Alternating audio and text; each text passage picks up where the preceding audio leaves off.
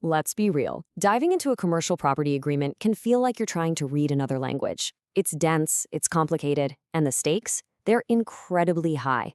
But you know what? It doesn't have to be that intimidating. In this explainer, we're going to break it all down step by step and turn all that complexity into total clarity.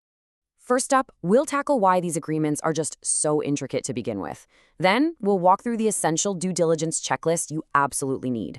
After that, we'll decode the most important clauses you're going to see, figure out how the deal becomes legally binding, and finally, talk about how to navigate those tricky problems that can pop up right at the last minute. So let's jump right in and tackle that big question. Why isn't buying a commercial property as simple as buying a house? Well, the short answer is that the scale and the stakes are in a completely different league. And that's a fair question.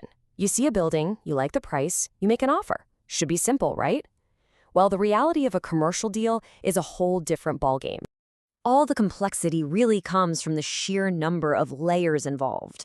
You see, unlike a single-family home, you could be dealing with multiple businesses as tenants, and each one has its own lease.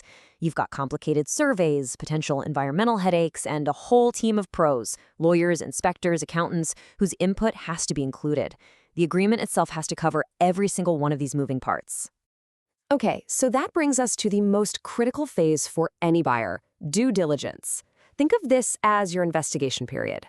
This is your chance to uncover every single detail about the property before you're locked into the deal for good.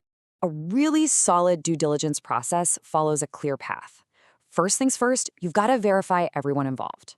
Then you set a strict timeline for your investigation. Next, you get crystal clear on exactly what assets you're buying. And finally, you unleash your team of experts to do their thing. Now, this might seem basic, but trust me, it's a crucial first step. Is the seller a corporation? You need proof of who actually has the authority to sign on their behalf. Is it a partnership? You need to identify every single partner. This isn't just a formality. It's a legal requirement that makes sure you're dealing with the right people from the very start. In these deals, timing is everything, and that's where this word irrevocability comes in. When you make an offer, you're setting a deadline. The other party has until that exact time to accept, reject, or counter. If they miss that window, poof, the offer is gone. This whole process keeps things moving and stops deals from just dragging on forever. Listen, this is all about avoiding huge arguments over what stays and what goes. A chattel is movable. Think of the desks and chairs in an office.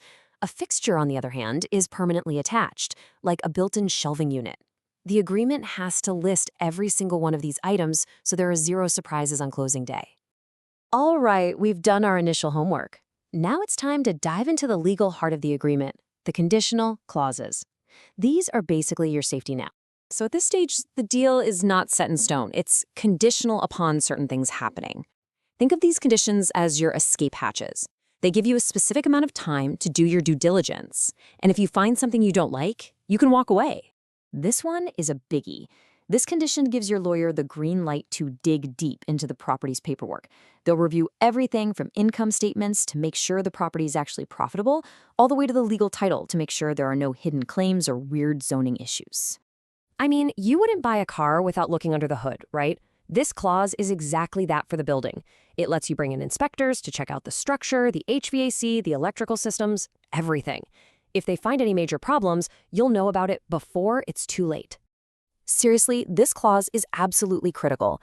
It can protect you from massive future costs.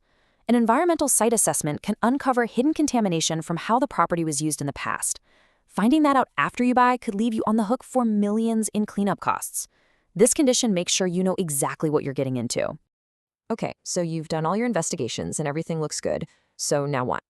It's time to make the deal official, to move it from conditional to firm. And that happens with two key documents. So what if your inspection found a minor issue and you want the seller to either fix it or maybe knock a little off the price? You don't have to scrap the whole deal.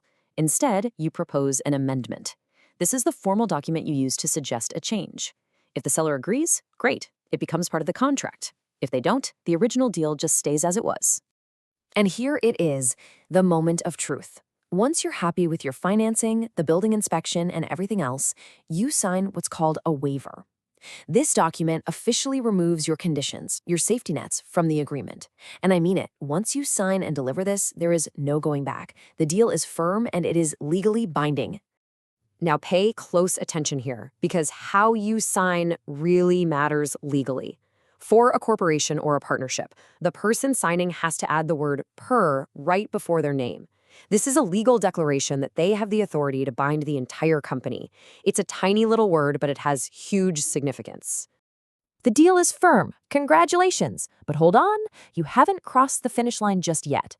That period between going firm and the actual closing day, well, it can still have some unexpected twists and turns.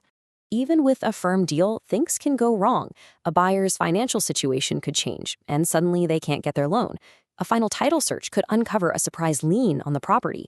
Or, in just a stroke of really bad luck, the building itself could get damaged in a storm right before closing. So, how do you protect yourself? Through relentless diligence. It means having a checklist for every single deadline and document. It means making absolutely sure your lawyer has seen and reviewed everything. And critically, it means keeping your financing and insurance locked in and ready to go right up until the moment you get those keys. In this final stretch, preparation is your only defense. By following these steps, you can navigate all that complexity and close the deal with confidence. Yeah, the process is demanding, but understanding it is the foundation for your success.